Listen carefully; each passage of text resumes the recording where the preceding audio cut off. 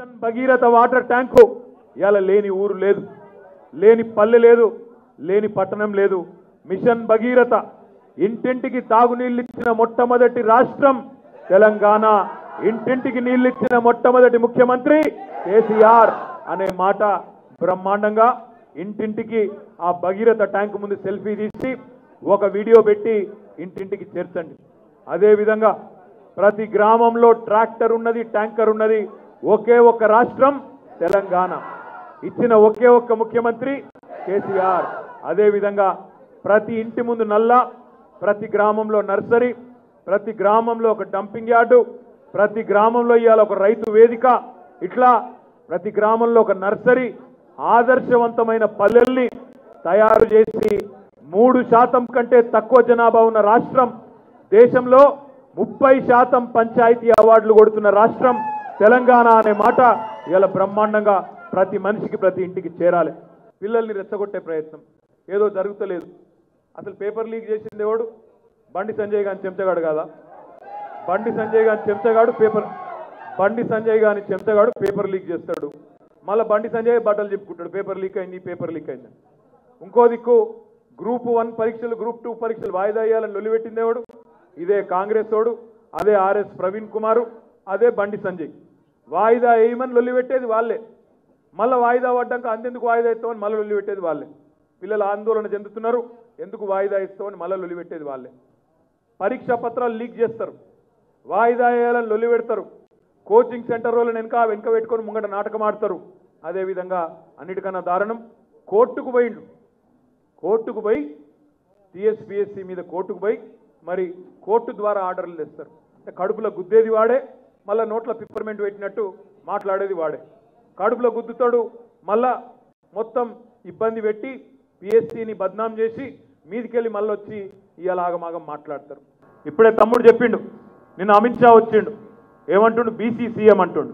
నేను అడుగుతా ఉన్న తమ్ముళ్ళు మీరు ఆలోచించండి. మొన్నటిదాకా ఉన్న బీసీ ప్రెసిడెంట్ ఏమో పీక్ పారేసిండ్రు, పెట్టి ఇలా కిషన్ రెడ్డిని పెట్టిరు. ఇలా ఆయన వచ్చాడు ఆమె బీసీ సీఎం అంటే మనం నమ్మన్నాడు. ఇంకోటి మనం 2004 నుంచి అడుగుతున్నాం,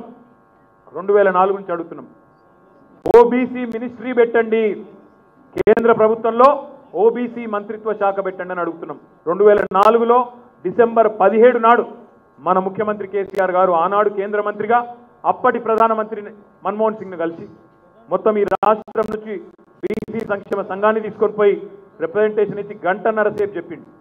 ఏమని? అన్ని రాష్ట్రాల్లో బీసీ వెల్ఫేర్ మినిస్ట్రీ ఉంది, మీరెందుకు పెట్టారని చెప్పి అడిగిండు. మొన్న బడ్జెట్ పెట్టినప్పుడు మార్చిలో మన పార్లమెంట్ సభ్యులు డిమాండ్ చేసింది, కనీసం 5% బడ్జెట్ పెట్టండి బీసీలకు అన్నారు. 40 లక్షల కోట్ల బడ్జెట్లో 5% పెట్టండి, 2 లక్షల కోట్లు పెట్టండి అన్నాం. బీసీ మంత్రిత్వ శాఖ పెట్టరు బీజేపీ వాళ్ళు, బీసీ జనగణన చేయరు, మహిళా రిజర్వేషన్ బిల్లు పెడితే అందులో బీసీలకు వాటా పెట్టమంటే అది చేయరు. కానీ ఇక్కడికి వచ్చే ఉన్న బీసీ ప్రెసిడెంట్ను తీసేసి ఇలా బీసీ సీఎం అని ఒక స్లోగన్ ఎత్తుకొని అందరిని ఆగం చేసే ప్రయత్నం చేస్తూ ఉన్నారు. ముఖ్యంగా బీజేపీ వాడు మాట్లాడితే మూతి మీద అన్నట్టు చెప్పాలి, ఎందుకంటే వాడేమో ఉన్న ఉద్యోగాలు కూడా కొడతాడు. బీజేపీ వాడు ఉన్న ఉద్యోగాలు కూడా కొడతాడు. ఏమన్నాడు నరేంద్ర మోడీ 2014లో? హర్ సాల్ 2 కరోడ్ యువాओं को रोजगार देंगे అన్నాడు. అంటే 9 ఏళ్ళు ఇప్పటికి 18 కోట్ల ఉద్యోగాలు పుట్టించి ఉండాలి నరేంద్ర మోడీ. ఆ మధ్యన ఒక టీవీ ఆయన పట్టుకున్నాడు నరేంద్ర మోడీ గారు, దొరికింది ప్రెస్లో. స్టూడియోకి పోయిండు.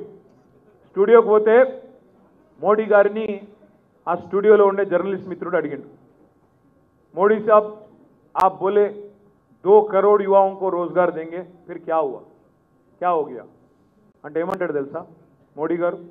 अभी मैं आपका स्टूडियो आ रहा था, मैंने बाहर देखा कि एक बच्चा पकौड़ी तेल रहा था, पकौड़ी बना रहा था, क्या आप उसको रोजगार मानेंगे कि नहीं అంటే ఏమన్నట్టు? నేను మీ స్టూడియోకి వస్తుంటే బయట చూసినా ఒక పిల్లగాడు పకోడీలు వేస్తుండు, అది ఉద్యోగం అనుకుంటున్నావా, నీ దృష్టిలో కాదా? అందుకే నేనంట బీజేపీలో వ్యవహారం ఎట్లుంటుందంటే బాత్ కరోడోమే కామ్ పకోడోమే, చెప్పే మాటలేమో కోట్లల్లా, చేతలేమో పకోడీలు. ఇంత దుర్మార్గం.